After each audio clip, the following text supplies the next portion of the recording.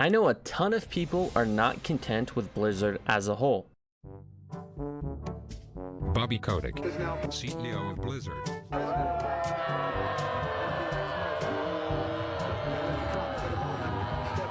What a great honor to be able to introduce for the first time ever anywhere the 45th President of the United States. Especially since Blizzard's blatant greed and horrifying game decisions have plagued the game for years.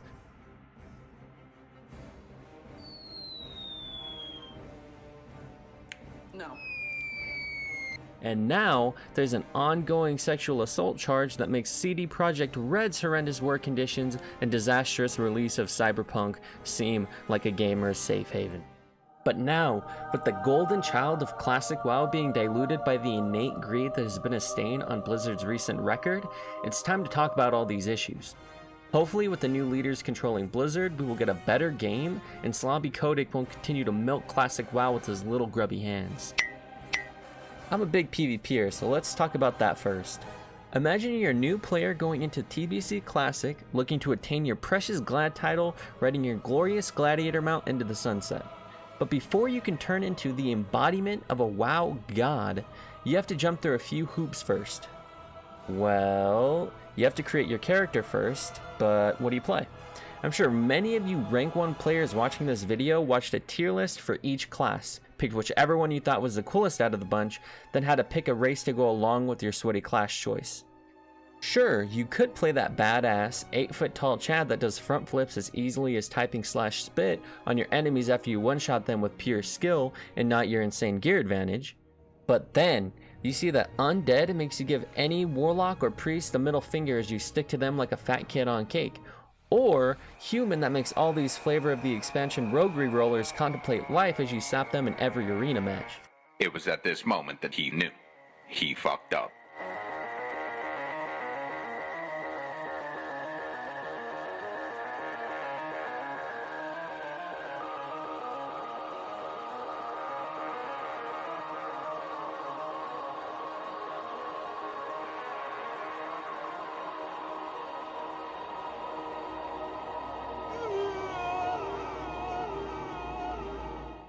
So, you have to begrudgingly pick that hunchback bag of sticks that makes emo kids cream their pants, or pick a generic human boy that walks like he has a stick up his.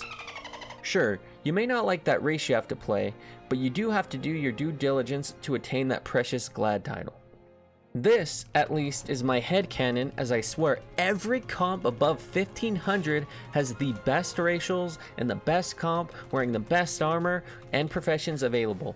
It's actually astonishing how hard PvPers are going in this game, even at what amounts to the bottom feeders of the WoW arena ladder. This is basically what happens when a large part of how far you'll climb in the WoW arena is decided in the character selection screen. It doesn't help that arena in general has a higher barrier to entry than any other WoW expansion. Okay, well, let's break it down. First, you have to have the foresight to pick the correct race and class combination. Then you have to level it up along with whatever professions are good for arena.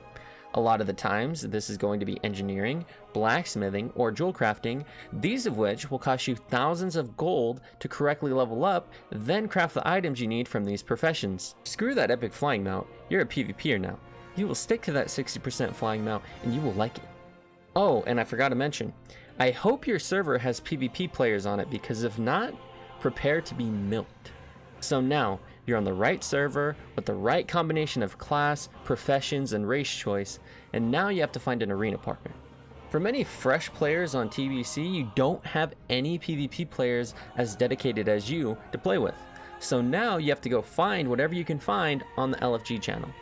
Luckily, there's plenty of rank 1 players like you to play with. Cool, you add one, you shell out the gold for the arena team, and you play it one night for good fun.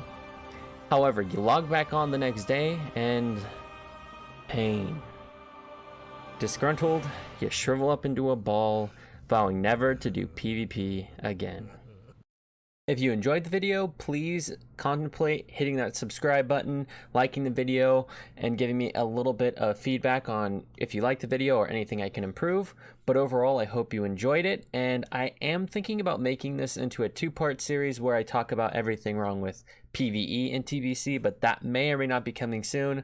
But anyways, thank you for watching.